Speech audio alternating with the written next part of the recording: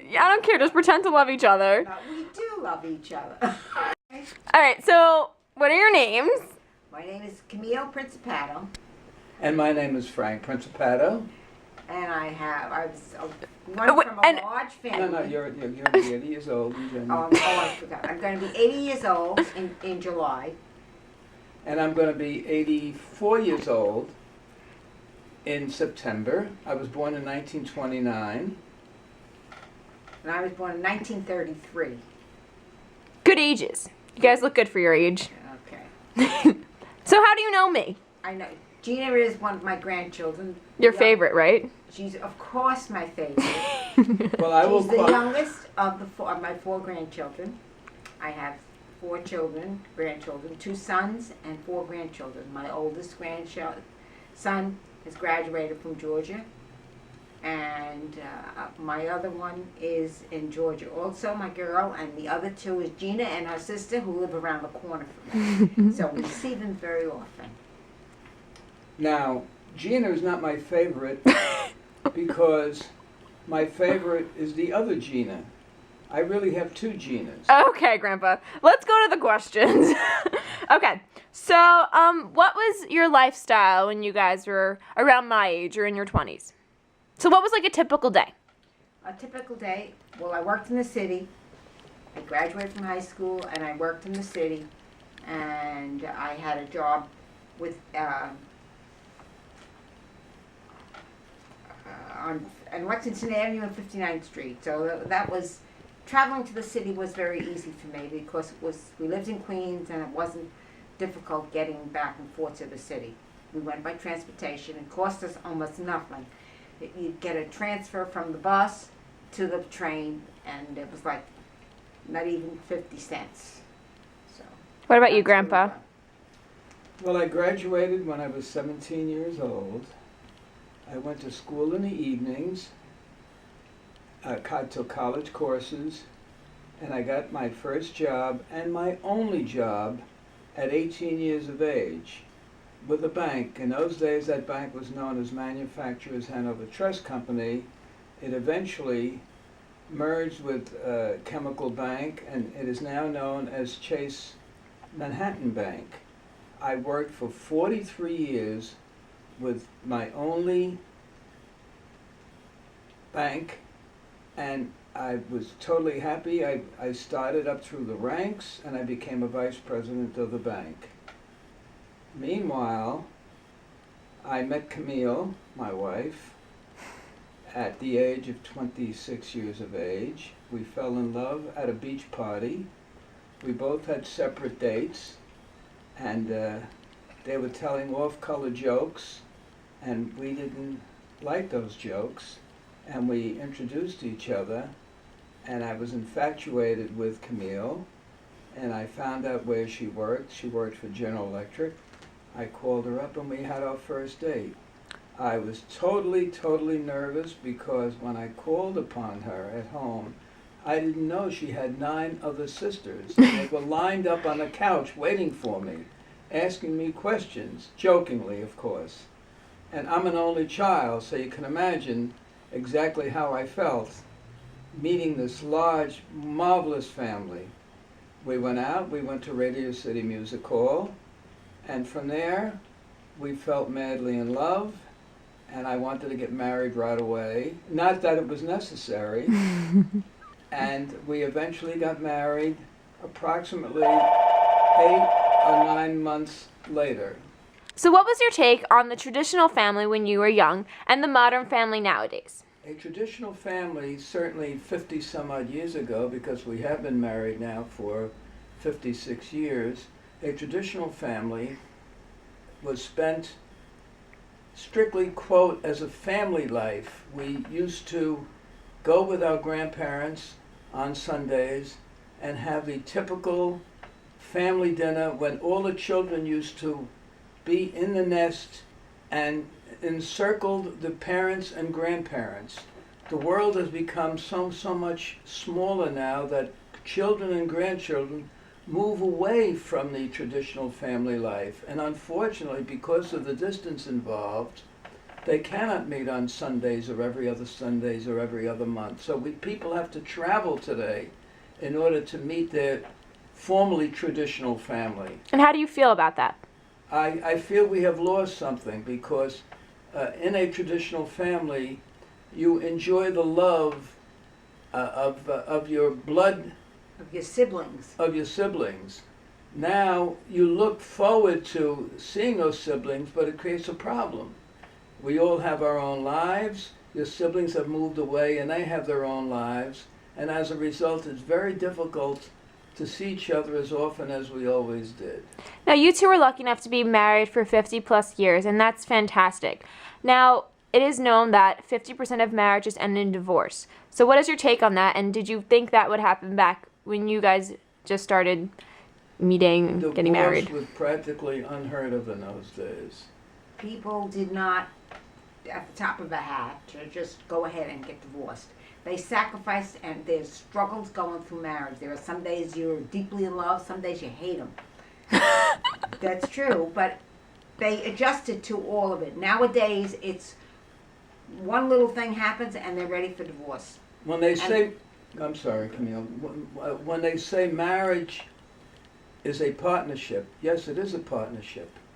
You may agree with each other all the time, but it's not 50-50 partnership. Some days it could be 100% for one person or 0% for that person.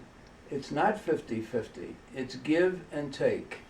Marriage, as they say, when you do get married, you're married for a lifetime. And religion has a lot to do with marriage as well. We have, well, Camille has 9 other sisters. Not one of them have been divorced.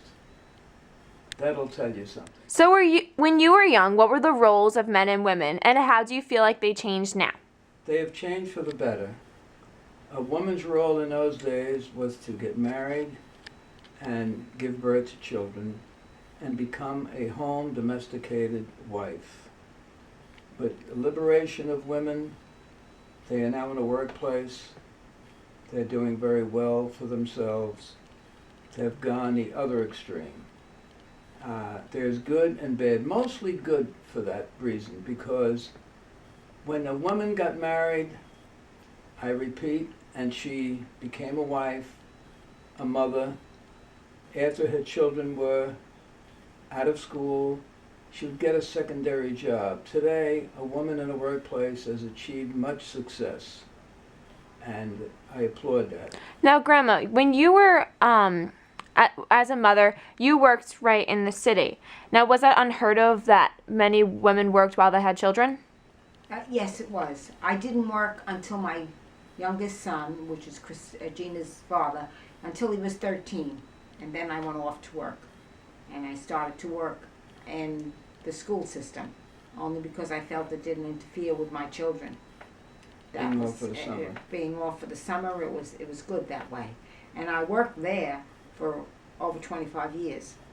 So, and I worked myself up in my job. But my children, they were not allowed out of the house once I was working. That's the way it was years ago. But now it's entirely different. Now there's a lot of these latchkey children, which is very difficult. These children are left at home very young, only because the parents need the money. Nowadays, one salary is not enough. So did you guys celebrate Halloween back in the day? No, we didn't celebrate Halloween. What we did celebrate in my family, we celebrated Thanksgiving. On the morning of Thanksgiving, we would get up and my mother, would let us wear little costumes, so silly little things, you know. And then we'd go to the people in the neighborhood and say anything for Thanksgiving. And what they would give you, Pennies and nuts. it would give you pennies and nuts. That's what they would give you for Halloween.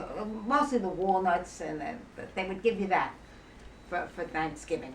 And then you'd go home, and my mother used to cook and prepare a big dinner. Turkey dinner. A big turkey dinner. And everybody came, the family. Everybody came. So if it was 30 people, everybody came. And now, Grandma, and Grandpa, you both are aware of the Halloween nowadays. So, Grandma, you want to explain to them what is upstairs in the spare bedroom? Yes. I have Bert and Ernie upstairs, two little stuffed dolls of Bert and Ernie. So that On was television. who were on television, who was a big thing years ago. Mhm. And nowadays, Halloween is a very big holiday. And I went online looking for some modern day costumes, and I want to know your reaction to them. And ironically, it's Bert and Ernie. So, Grandpa, if you would take a look. Oh. Well, from a man's point of view, you can certainly see there's not too much of a costume.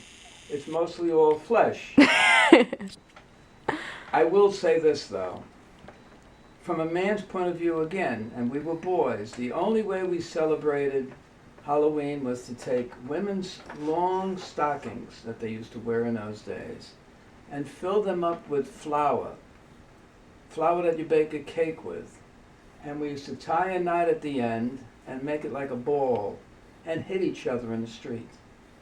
Okay, and you'd have this flour in your face, it would be all over. That's basically it insofar as celebrating Halloween is concerned. Now, Grandma, let's say if you saw me wearing that, how would you react to it? And obviously nobody wore that back then, so what's your opinion on those costumes? I don't particularly care for this. It's showing too much of everything.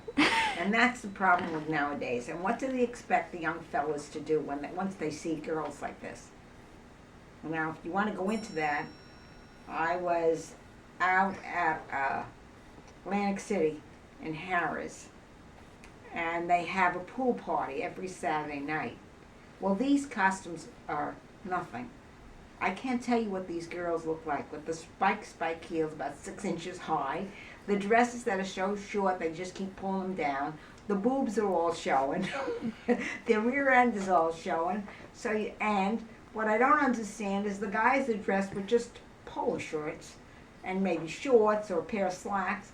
They look like bums, and the girls are with these crazy costumes. They're not costumes. From a sexual point of view, it's great for the guy. Oh gosh, Grandpa. It's great for the guy from a sexual point of view, but frankly, I don't know how you can respect yourself. I certainly believe that.